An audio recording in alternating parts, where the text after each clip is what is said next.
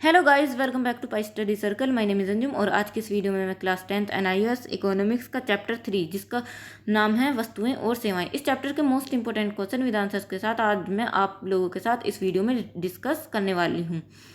Chapter first और second के most important question मैं पिछली वीडियो में आप सभी के साथ डिस्कस कर चुकी हूँ। पिछली वीडियो के लिंक नीचे डिस्क्रिप्शन बॉक्स में है। तो चलिए इस चैप्टर में कौन कौन से मोस्ट इंपोर्टेंट क्वेश्चन हैं वो देख लेते हैं। हमारा पहला और मोस्ट इंपोर्टेंट क्वेश्चन है कि अर्थशास्त्र में वस्तुएं और सेवाएं क्या हैं।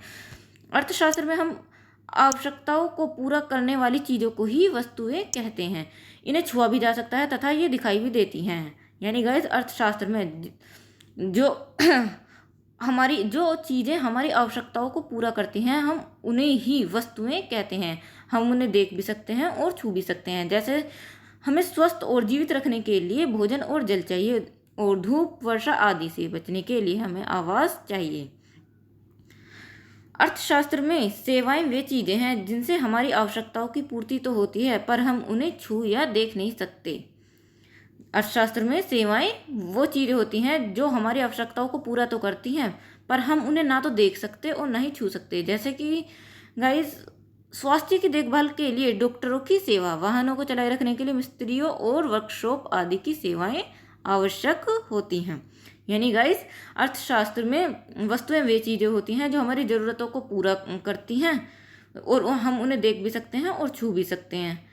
और सेवाएं, अर्थशास्त्र में सेवाएं वे चीज़ें होती हैं जो हमारी ज़रूरतों को पूरा तो करती हैं पर हम उन्हें ना तो देख सकते हैं और ना ही छू सकते हैं। तो चलिए गाइस हमारा अगला इम्पोर्टेंट क्वेश्चन है कि निःशुल्क और आर्थिक वस्तुओं में अंतर बताइए। निःशुल्क वस्तुएं और आर्थिक वस्तुएं। निःशुल्क वस्तुएं प्रकृति की दी हुई उपहार है, यानी निःशुल्क वस्तुएं नेचर का दिया हुआ एक गिफ्ट है। आर्थिक वस्तुएं मानव निर्मित वस्तुएं हैं।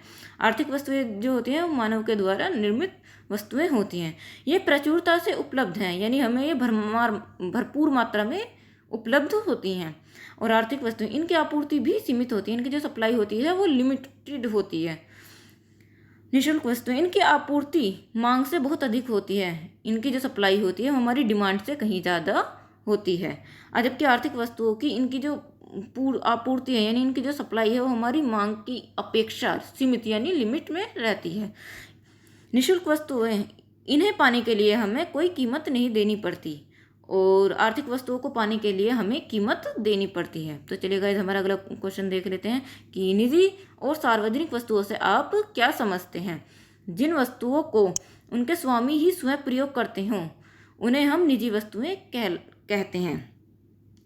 आपकी अपनी सभी वस्तुएं निजी कहलाएंगी, यानी जिन चीज़ों को हम खुद यूज़ करते हैं हम उन्हें निजी वस्तुएं कहते हैं। जैसे कि हमारे पास क्या है, जैसे कि गाइज आपकी घड़ी, पेन हो, स्कूटर हो, किताबें हों या फिर आपके घर में जो आपका मेज है वो सब क्या है, वो आपकी निजी वस्तुएं, निजी चीज़ें हैं।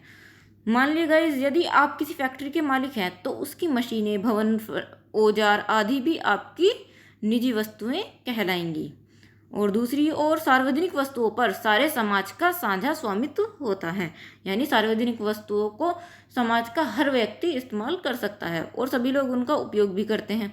जैसे कि गाइस उदाहरण के द्वारा मैं आपको समझाती हूँ, सड़कें, पार्क, टाउन हॉल आदि, इनका उपयोग किसी के लिए वर्जित नहीं होता। जैसे कि गाइस हमारे देश की जो जितनी भी सड़कें हैं या कोई सरकारी नल है या पार्क हैं या टाउन हॉल हैं यानी आपके शहर के जो हॉल, इन सब का इस्तेमाल हमारे समाज के, हमारे देश का हर व्यक्ति कर सकता है। ये किसी के लिए भी वर्जित नहीं होते हैं। सामान्यतः इनका जो निर्माण है ना वो सरकार के द्वारा होता है। यही हमारी सार्वजनिक वस्तुएं कहलाती हैं। तो चलिए गाइस अगला क्वेश्चन देखते हैं कि हमारा अगला मोस्ट इंपोर्टेंट क्वेश्चन है कि अर्थव्यवस्था में वस्तुओं और सेवाओं का महत्व बताइए। यानी अर्थव्यवस्था में वस्तुओं और सेवाओं की क्या इंपॉर्टेंस है। अर्थव्यवस्था में वस्तुओं और सेवाओं का महत्व निम्नलिखित है। हमारा पहला पॉइंट है कि मानवीय आवश्यकताएं। जैसे कि गाइस आप जानते हैं कि मानवीय आवश्यकताएं यानी इंसानों की ज़रूरत असीमित, अनलिमिटेड होती है और उनमें हमेशा बढ़ोतरी, वृद्धि होती रहती है। इससे अभिप्राय है कि वस्त्र, फर्नीचर, टेलीविज़न, अनाज आदि ये सब क्या है, वस्तुएं तथा डॉक्टर, बिजली के मिस्त्रियों की सेवाएं आदि की उपलब्धता में वृद्धि हो जाए, यानी इनकी उपलब्धता में अगर बढ़ोतरी हो जाए तो इनसे अधिक आवश्यकताओं की पूर्ति होगी। तो चलिए गाइस हमारा अगला पॉइंट है कि उत्पादन। उत्पादन यानी प्रोडक्शन। बढ़ती हुई मानवीय आवश्यकताओं को पूरा करने के लिए हमें उपभोक्ता वस्तुओं और सेवाओं की आवश्यकता पड़ती है। जैसे गाइस जानते हैं कि बढ़ती हुई मानवीय यानी इंसानों की ज़रूरतें आवश्यकताओं को पूरा करने के लिए हमें उपभोक्ता कंज्यूमर वस्तुओं और सेवाओं की आवश्यकता या ज़रूरत पड़ती है। परंतु इन उपभोक्ता वस्तुओं की उपलब्धता में वृद्धि या बढ़ोतरी अधिक उत्पादक वस्तुओं और सेवाओं की उपलब्धता पर निर्भर होती है।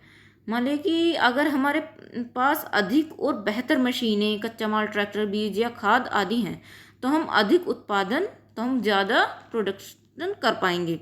इसी प्रकार हमें ज़्यादा परिवहन, बैंक तथा बीमा आदि सेवाओं की आवश्यकता पड़ती है। अतः उत्पादक वस्तुओं और सेवाओं की मात्रा और गुणवत्ता ही बाजार में उपभोक्ता वस्तुओं और सेवाओं की उपलब्धता निर्धारण करती है।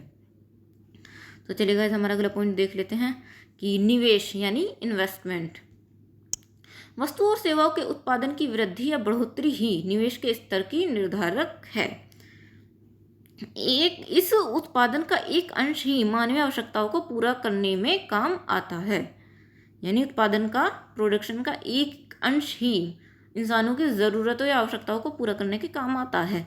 उपभोग से बचा भाग ही आगे उत्पादन वृद्धि में काम आता है, क्योंकि इसी से अर्थव्यवस्था में पूंजी निर्माण होता है। यदि वस्तुओं और सेवाओं का उत्पादन अधिक हो, यानी वस्तुओं और सेवाओं का प्रोडक्शन अगर ज़्यादा हो, तो उपभोग, कंजप्शन और निवेश यानी इन्वेस्टमेंट दोनों में ही बढ़ोतरी करना पॉसिबल हो जाता है। इसी प्रकार उत्पादन और उपभोग जितना अधिक होगा, अर्थव्यवस्था की उत्पादन क्षमता उतनी ही ज़्यादा बढ़ जाएगी। तो चलिए गाइस इसी के साथ हम अपना अगला क्वेश्चन देख लेते हैं कि उपभोक्ता वस्तुओं और उत्पादक वस्तुओं में अंतर बताइए। जिन वस्तुओं से प्रत्यक्ष रूप से उपभोक्ता की आवश्यकताओं को पूरा किया जाता है उन्हें उपभोक्ता वस्तुएं कहते हैं। यानी जिन वस्तुओं से या चीज़ों से डायरेक्ट रूप में उपभोक्ता यानी कंज्यूमर की आवश्यकता या ज़रूरतों को पूरा किया जाता है उन्हें उपभोक्ता वस्तुएं कहते हैं। गाइस मैं आपको उदाहरण के द्वारा समझाती हूँ। जैसे उदाहरण के लिए डबल रोटी, फल, दूध, वस्त्र आदि उपभोक्ता वस्तुएं कहलाती हैं। उत्पादक वस्तुएं वे वस्तुएं हैं जो अप्रत्यक्ष रूप से उपभोक्ता की आवश्यकताओं को पूरा करती हैं। यानी उत्पादक वस्तुएं वो वस्तुएं हैं जो इनडायरेक्ट रूप से उपभोक्ता कंज्यूमर की ज़रूरतों या आवश्यकताओं को पूरा करती हैं, उत्पादक वस्तुएं कहलाती हैं। ये दूसरी वस्तुओं के उत्पादन में सहायक होती हैं। ये दूसरी वस्तुओं के प्रोडक्शन में भी हेल्प करती हैं। जैसे गाइस उदाहरण के लिए मशीन, औजार, कच्चा माल, बीज, खाद, ट्रैक्टर आदि ये सब हमारे उत्पादक वस्तुएं हैं। तो चलिए गाइस इसी के साथ हम इस चैप्टर के सभी मोस्ट इम्पोर्टेंट क्वेश्चन यही समाप्त हुए। तो गाइस मैं आपसे जाने से पहले एक बात कहना चाहती हूँ कि अगर आपको हमारी वीडियो पसंद आई हो तो प्लीज़ लाइक करना। अगर आप हमारे इस चैनल पर न्यू हैं तो प्लीज़ हमारे चैनल को सब्सक्राइब करना। गाइस इस चैनल के अलावा हमारा एक और चैनल है जिसका नाम है कि लर्न इंग्लिश बाय तबस्सुम। इस चैनल पर इंग्लिश की क्लासेस चलती हैं। अगर आप को इंग्लिश में ग्रामर की क्लासेस लेनी है या फिर इंग्लिश के मोस्ट इम्पोर्टेंट क्वेश्चन की क्लासेस चाहिए तो आप हमें हमारे दूसरे चैनल पे भी फॉलो कर सकते हैं जिसका नाम है लर्न इंग्लिश। और गाइस तो चलिए हम अगले चैप्टर के मोस्ट इम्पोर्टेंट क्वेश्चन के साथ अगली वीडियो में मिलते हैं। जब तक के लिए guys keep study in pi study.